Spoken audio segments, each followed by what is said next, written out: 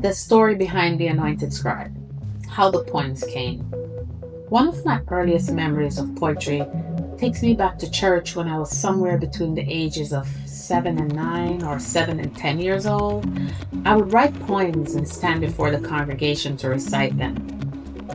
I still remember the encores, people asking me to repeat the performance, sometimes over and over.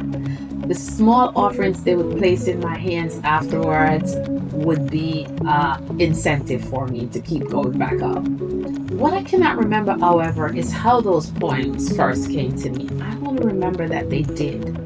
Years later, reciting poems in church, I recall the assistant pastor saying, "Let's hear from the Anointed Scribe," the origin of the name. Many of the poems in the Anointed Scribe came during moments of stillness and reflection.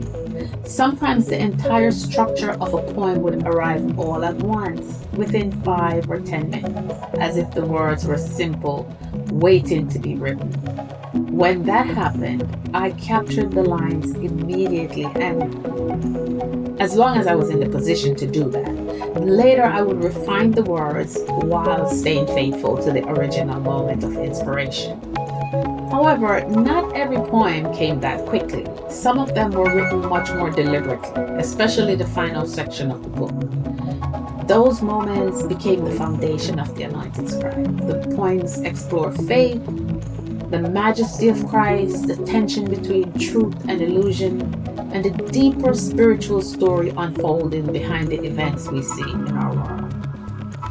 The last portion of the Anointed Scribe, it reflects the state of the living church. And these are poems written out of questions many believers wrestle with. What does it truly mean to follow Christ? What responsibility comes with faith? How do we live out that calling in the world today? How do we interact with each other as believers? Do we understand the premise that as a body, different members ail in different ways? So how do we show up to keep the cohesiveness that represents the teachings of Christ? My hope is that when readers open the Anointed Scribe, they don't just read poetry. They encounter moments of reflection, moments of clarity, and perhaps even moments that invite them to pause, reflect, think more deeply about their own spiritual journey. Because at the heart of the Anointed Scribe, it's an invitation to reflect on faith, purpose, and the deeper story behind the message of Christ. If you would like to explore the collection, you can find the link for the Anointed Scribe book below. Thank you.